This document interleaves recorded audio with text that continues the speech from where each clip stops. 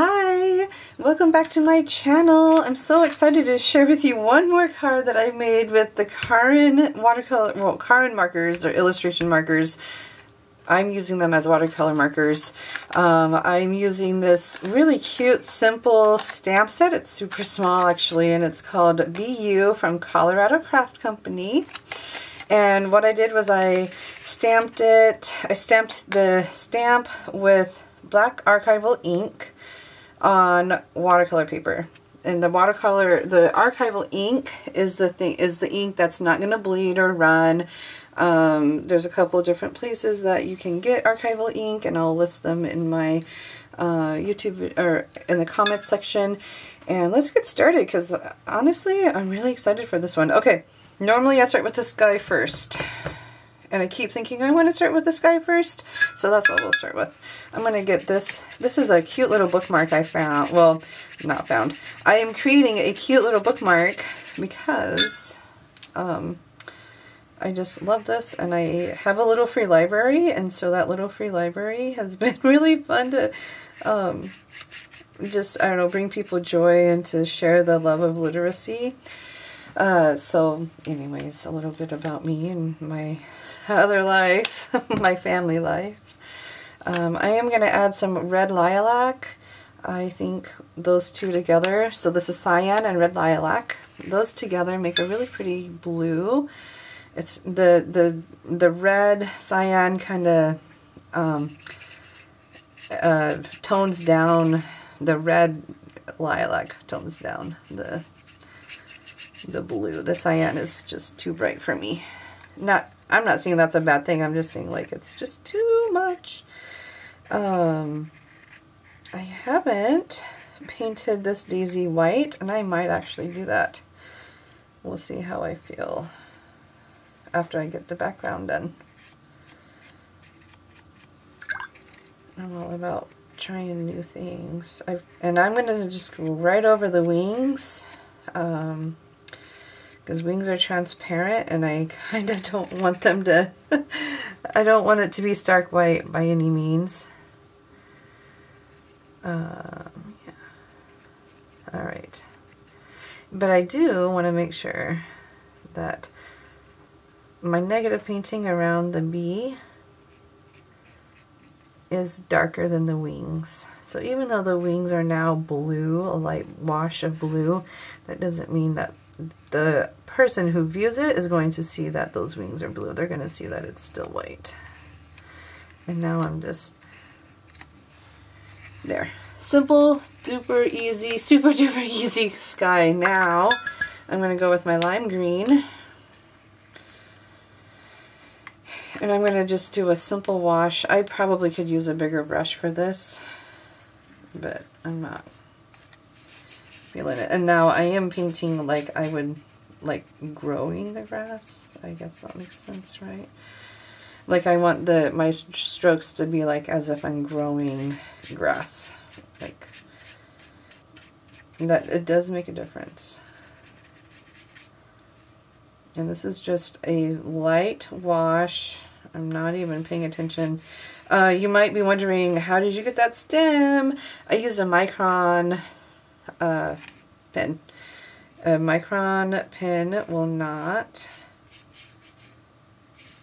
bleed. It's waterproof. And a lot of people like micron pens that are watercolorists because they can doodle or sketch and then do a wash on top of it. Okay. That's going to make a mark, and I don't really want it to make a mark yet. Alright, I'm going to take my this is called lime green. I'm taking this lime green, and I am now coloring, even though it's still a little white, I'm just going to follow along the stem. What I'm doing is adding, and now, this is not, you might be thinking, oh, I'm ruining it. I'm not ruining it yet. I might, but not yet.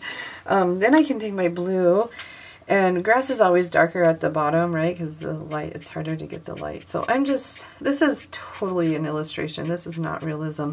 If it was real, I would probably be adding some red. Now, if you love your mark making right now, leave it alone. Don't touch it. If you're like, ooh, I need some help. This is not what I was thinking. You got your handy dandy little water blender brush that you can say, okay, the green and the blues, it's too much. Now I am going to preserve the whites, or the light value. So anywhere where I think it's lighter, I'm going to preserve it. But I'm just flicking my brush with clean water. That's all I'm doing.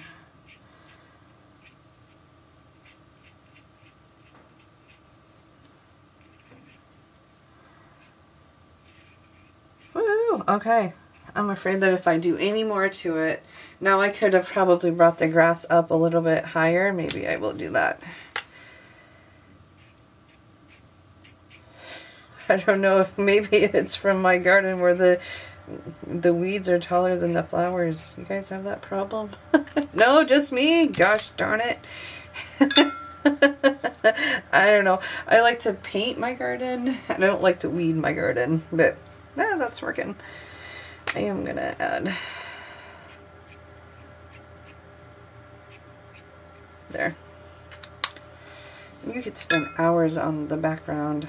I don't know if I want to spend hours on my background, but you could if that is something you have the time for. Ooh, okay, I am loving this. This is, you know, I'm okay, I'm gonna leave that alone because the background, I love painting backgrounds. Onto the bee, onto the actual thing that we are coloring. All right, I'm going to start with the yellow or gold, and you probably don't need these two yellows, but yellow is super hard to get values. Like, you almost need a second yellow if you want to try at all getting a good value. So the bee itself is yellow, and this part is going to be yellow. So I just added some water, and I don't want it, I want the water to just kind of blend nicely. So that's why I added water first, so there's no like marker marks. Now the darker yellow is going to be at the bottom, just so we get that shadow. And same thing with the flower. And you probably could have used a brown even for the, but I like that. All right, now onto the white.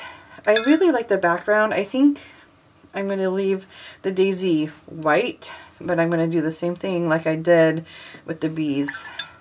But I'm going to add, and this makes it for really easy coloring, by the way. Very, very lightly, I'm just going to go in and add a tiny bit of blue-ish green, so it looks like the sun is hitting it, and then I'm calling that done. I want this to be the main point. I could have gone with a purple flower, but I'm afraid that if I did purple, I don't know, I like the color harmony that's going on right now.